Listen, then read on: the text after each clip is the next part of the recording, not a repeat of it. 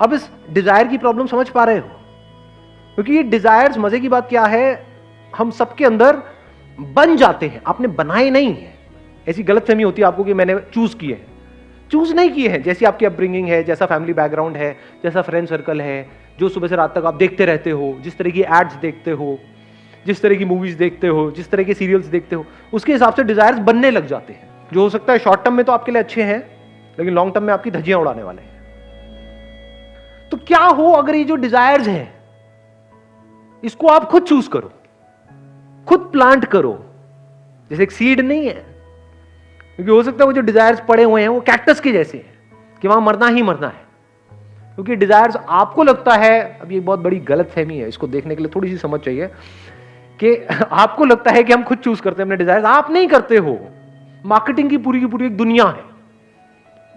जिन लोगों का इंटरेस्ट है आपको जो चीज बेचने में, आपको पता भी नहीं लगेगा कैसे वो उससे रिलेटेड डिजायर्स आपके अंदर प्लांट करते चले जाएंगे, डायरेक्टली या इनडायरेक्टली। एड्स को लेके क्यों करते हैं? एड्स को लेके क्या करते हैं? सबको अपनी पड़ी है जी, एज सिंपल एज दैट। लोग क्यों करते हैं, मतलब लोग कचरा भी बेचने के लिए क्यों तैयार है? चलो कोई आदमी गरीब है तो उसका तो फिर भी समझ आता है कि वो अपनी फैमिली के लिए किसी के लिए कर रहा है। अरे वो लोग जिनके बैंक अकाउंट में करोड़ों रुपए पड़े हैं, सो कॉल्ड सेलिब्रिटीज, क्या वो झूठ नहीं बोलते हैं आकर के? क्या वो जिन भी चीजों की ऐड कर रहे हैं वो खुद खाते पीते हैं? लेकिन ऐड तो करते हैं। क्यों करते हैं? पैसा दो, कुछ भी बुलवा लो, बट पैसा तो उनके पास में है, फिर क्यों करते हैं? लालच है जी। फॉर एग्जाम्पल, आपको क्रिकेट का शौक है, तो आपका कोई आइडल है, उसने आकर के बोल दिया कि ये खाओ, चाहे वो उसको हाथ भी ना लगाए खुद, ना अपने बच्चों को खिलाए, ना अपनी बीवी को, किसी को ना खिलाए, लेकिन अगर उसने आकर के बोल दिया कि ये खाओ, तो क्या होगा? आपका दिमाग वहां पर बीच में आएगा, ये इमोशंस आपके ऊपर हावी हो चुके हैं। अभी मैं एक स्कूल में गया था सेशन करने के लिए, एक गवर्नमेंट स्कूल था, 6th-7th के बच्चे थे। सेशन करा मैंने, उसके बाद में लंच ब्रेक में उनके साथ में बैठा खाना वाना खा रहा था। उसमें से एक बच्चा आया, आकर के कोई चीज़ मेरे को दी, सर ये खाओ बहुत बढ़िया है। मैंने कहा ये सब मैं नहीं खाता। कहते लेकिन सर ये तो बहुत बढ़िया है। मैंने कहा तुम्हें किसने कहा बढ़िया है? कहते सर उन्होंने कहा है। मैं कहा उन्होंने, वो तुमसे मिले थे? नहीं सर मिले नहीं थे, उन्होंने टीवी में कहा है। उसके बाद मुझे करीब करीब 1 घंटा लगा उस बच्चे को बैठ करके समझाने में कि वो तुझे झूठ बोल रहे हैं। उन्होंने कहा वो झूठ क्यों बोलेंगे, वो तो बहुत अच्छे इंसान है, उनको तो सब इतना मानते हैं, मेरे पापा मम्मी भी इतना मानते हैं, वो झूठ क्यों बोलेंगे, वो मेरे से झूठ क्यों बोलेंगे?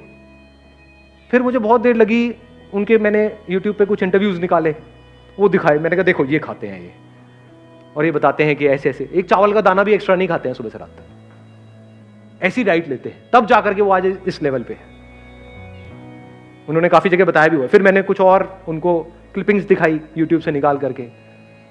एक एक्ट्रेस है जो तरह तरह की एड्स करती है, अगेन नाम नहीं लूंगा, लेकिन तो उसकी एक क्लिपिंग दिखाई जहां पर एक टेलीविजन शो में वो गई थी, वहां पर गलती से उसकी चाय में किसी ने चीनी डाल दी, चाय में या कॉफी में, मेरे को क्या पता। तो उसकी चाय में या कॉफी में किसी ने चीनी डाल दी, तो वहां पे बहुत उल्टा सीधा उसने बोला उस पर्सन को भी और चीनी के बारे में भी। और वो जिस तरह की एड्स कर रही है, that is all loaded with sugar, chemicals और पता नहीं क्या क्या। तब जाकर के उन बच्चों को ये रियलाइज हुआ कि एक्चुअल में ये लोग झूठ बोल रहे हैं, नहीं तो वो ब्लाइंडली फॉलो कर रहे हैं। ये छोटी प्रॉब्लम नहीं है, बहुत बड़ी प्रॉब्लम है। जो बच्चा उनको फॉलो कर रहा है, जिसने उसको आइडल बनाया हुआ है, उसको नहीं पता है कि वो खाना गलत है, उसके लिए तो उन्होंने बोल दिया। बिल्कुल ऐसा है जैसे भगवान ने कुछ बोल दिया, उसके लिए तो आइडल है ना। तो उस बच्चे को नहीं पता है कि उसके लिए वो गलत है, उनको तो पता है ना कि उसके लिए गलत है। सर लेकिन बोलते हैं कि आप जितना गलत, मतलब माइक देना एक मिनट। सर मतलब अगर हम कोई अगर काम करते हैं, अगर हमसे कोई गलती हो जाती है तो कहते हैं ना कि आप गलती से ही सीखोगे। अगर आप सारी चीज़ें सही करते जाओगे तो आप सीखोगे कैसे? तो जैसे हम लोग भी बहुत सारी गलतियां करते हैं, तो उससे हमें सीख मिल जाती है कि अच्छा हमें एक बार धोखा मिल गया तो हम दोबारा ये चीज़ नहीं करेंगे। तो सर हमें गलतियां करते रहना चाहिए, मतलब हाँ ऐसे सीखते रहना चाहिए। तो ये क्या मतलब सर?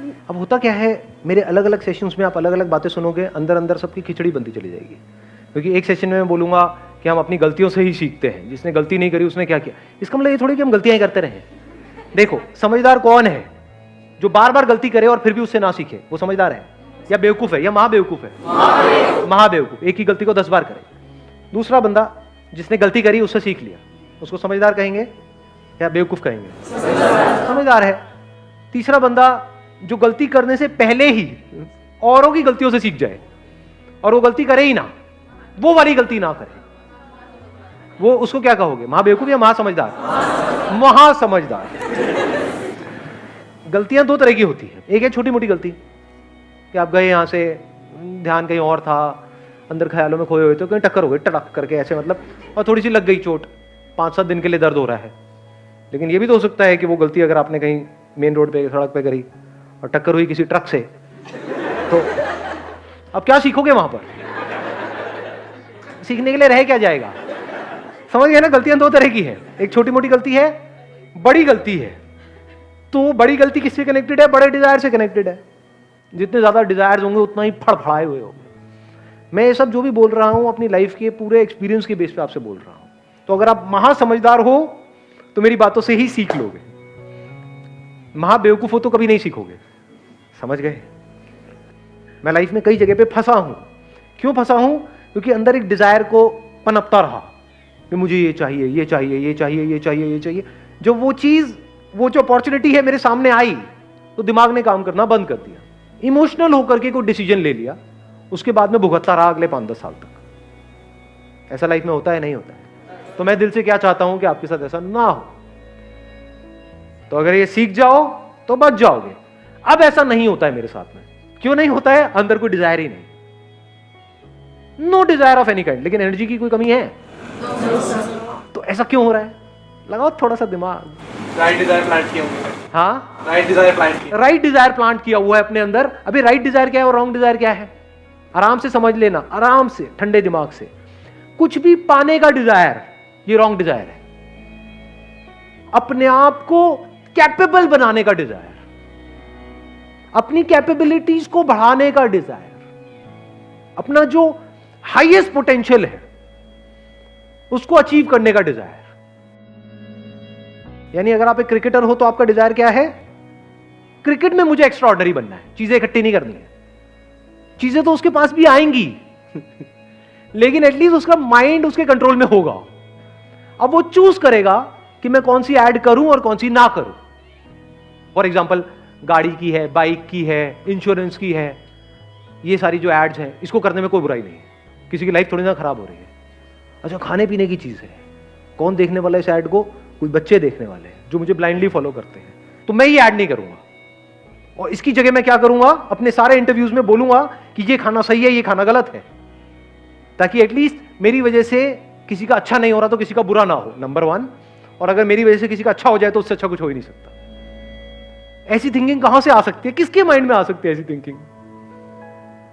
जिसकी लाइफ का गोल हो कि मुझे खिलाड़ी बनना है, ना कि भिखारी बनना है। ये जो आपका पाने का डिजायर है, ये आपको भिखारी बनाता है। बड़ा आदमी, छोटा आदमी, ये सब क्या है? जाने अनजाने अगर डिजायर आपके अंदर प्लांट नहीं हो रहे हैं। घर में डायलॉग सुने नहीं सुने हैं? वो बहुत बड़ा आदमी है। बड़ा आदमी मतलब क्या? 8 फुट का है, 10 फुट का है? कौन है बड़ा आदमी? मतलब क्या? पैसा है और क्या? तो बड़ा आदमी मतलब जिसके पास पैसा बड़ा है। क्या वो एक्चुअल में बड़ा है? या हो सकता है उसकी सोच 2 कौड़ी की हो। तो सोच की क्या वैल्यू है हमारी सोसाइटी में? अंदर से बंदा कैसा है, उसकी क्या वैल्यू है? 0। तो जिसकी वैल्यू 0 है, एक्चुअल में वही लाइफ के लिए सबसे इंपॉर्टेंट है। क्योंकि अगर आपकी सोच सही तो आपकी लाइफ सही, आपकी लाइफ सही तो आपके आसपास वाले लोगों की लाइफ सही।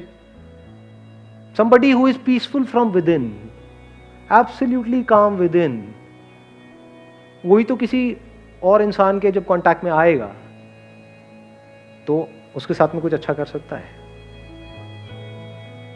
जिसके अंदर पहले ही भूचाल है, मतलब बवंडर चल रहा है, वो जब भी किसी के कांटेक्ट में आएगा वो एक ही बात सोच रहा होगा, मैं इसको कैसे यूज करूं अपना वो पूरा करने के लिए। जो चीज मुझे चाहिए उसमें ये काम का है या नहीं है?